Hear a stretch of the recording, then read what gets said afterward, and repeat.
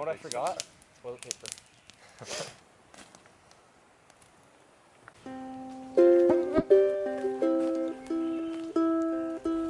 What did we do when we got here?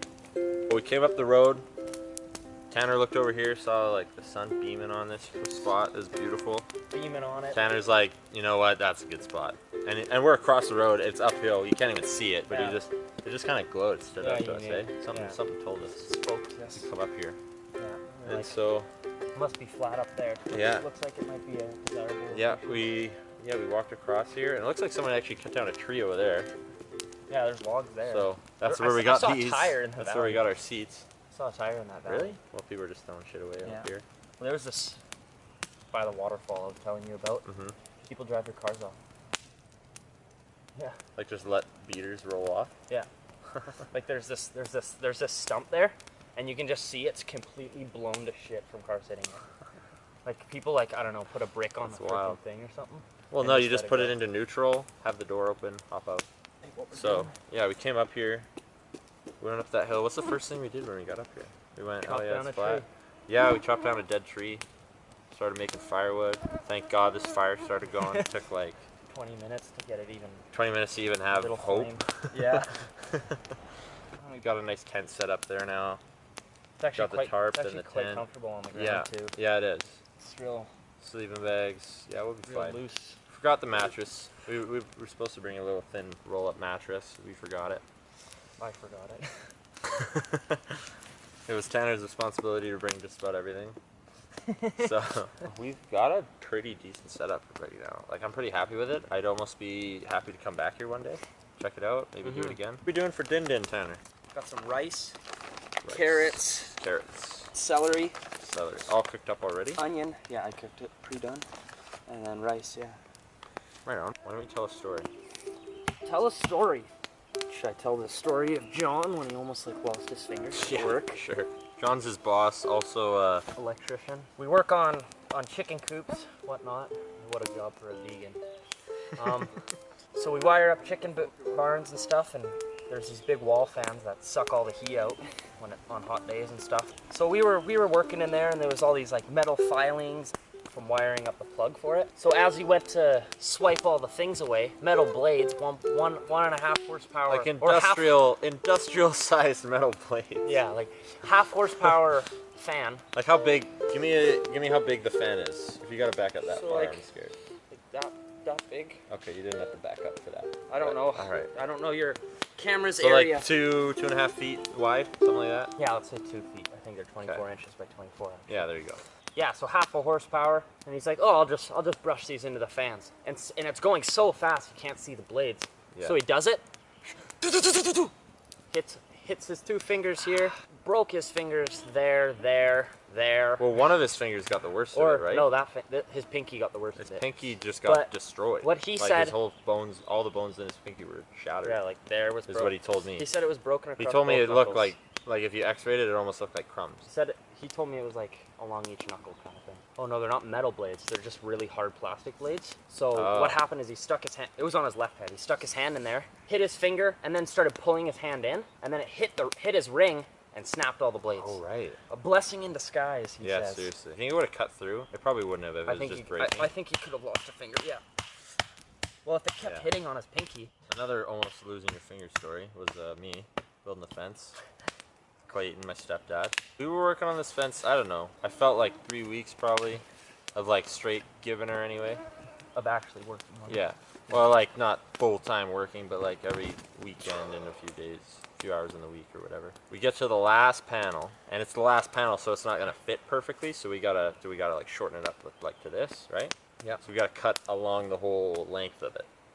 Right, cut a side off kind of thing. So he's got a hand skill saw, like a mobile skill saw, and a cooler to balance the wood on. So his saw's going this way, let's say. He's on this side, he's going this way. I'm holding it back here. So I'm holding behind him on the wood to try and keep it still. And he hits a knot. And that's when the skill saw decides to go kick back and go over both these fingers here. Hit the bed of my pinky nail, rip the whole nail out basically. It didn't like fly out, but it was like out and still attached, kind of. And then Right. this finger, it just went most of the way through on this side. The scar goes from the middle on the inside all the way to the middle on the other side. I just remember, I think I was in my room. I was in the basement, and I think I heard you yell. No. Or something. I didn't heard yell. something yell. Or I didn't make or any I heard sound. Clayton come Clayton inside and go, went, fuck. Yeah, So Clayton, I'm sorry. What did he do? As soon as it happened, he was yelling, oh, Brayden, I'm so sorry. And the first thing he did, put your hand out, like, if, say you cut your hand. Oh, yeah. He went, like, he held it so tight, because he thought, like, there was going to be blood loss or anything like that. He just, Brayden, I'm so sorry, let's go in the house, let's go. Like that, like he's just panicking. And I'm just like, right. What even just happened? Like, you're kind of stunned. I wasn't in shock, but I was definitely stunned that something like that had just happened. And mangled my fingers. Holy fuck. And I didn't even get a look at it yet. I just felt it. Put it together. He put it together. And then we walked in the house, put it under the sink, and I'm like this at this point. Yeah, I saw you shaking. And I'm like, oh, fuck. Like, once you see that your fingers mangled like that, it's pretty scary. But yeah, he didn't make it through bone or anything. He basically just dug some teeth into my fingers. Oh, man. And yeah, the doctor put the nail back in sideways, unfortunately.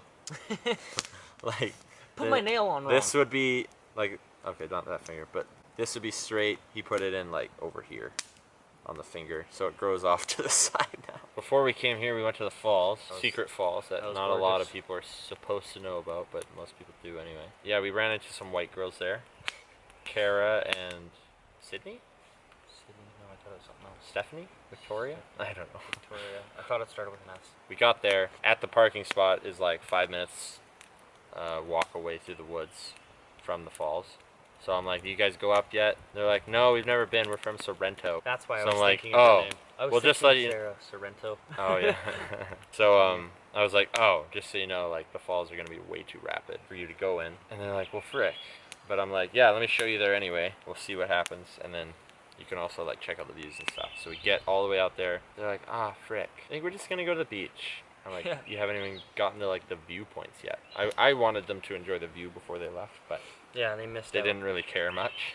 Yeah. Yeah, the view is so nice there. You can look over, like, there's basically, so back there it starts as a river. Then it starts merging into this valley, like big, deep valley that Rock you can, like, walls where the water stand runs up here, right, and look down on it. So that looking down on that rapid water just moving through and going down different areas. different areas, different falls and stuff. It just looks so Splitting cool. off. And you can feel the Joining water again. just coming up, hitting in the air. Mist cools down the whole Yeah, zone. and then it goes to this nice, like, really big drop that goes into, like, a small area for swimming and all that stuff. And it's so nice. It's like basically Yeah. boulder walls where the Yeah. water runs in between. It's so Yeah, cool. super cool. There's like a pool area in there. Yeah. That bottom, swimming that hole? right after that big drop kind of thing. That's where the swimming area is. And Right. when it's calm, it's like super nice. Everybody goes there to swim, jump into pools of water from like different falls. Like there's 15, 20 feet drops that you can jump off of safely. But even then, like even without all that, like it's just like really incredible view, like cool stuff to look at. And these girls didn't give it a chance at all, and it kind of ticked me off because they drove like that far, and they're like, "We're just gonna go to the beach, actually." Like, seems Drove like all such a this waste of way. me. It's like 30 seconds. Yeah. To the view. Yeah. Morning. It's only 7:43 in the morning, so not super early. We were up at like 6:20. we were both up at 6:20. We woke up a few times. I woke up like 10 times. Sleep wasn't least. too bad. I'm definitely still tired. Definitely got some good sleep at the same time. Definitely bringing a different sleeping bag because this one is way too insulated. I was sweating all night. This is our view, which is kind of cool. Just outside the tent.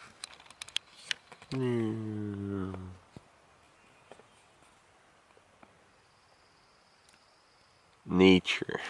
I had to use paper as toilet paper. That doesn't work. No traction, man. No traction.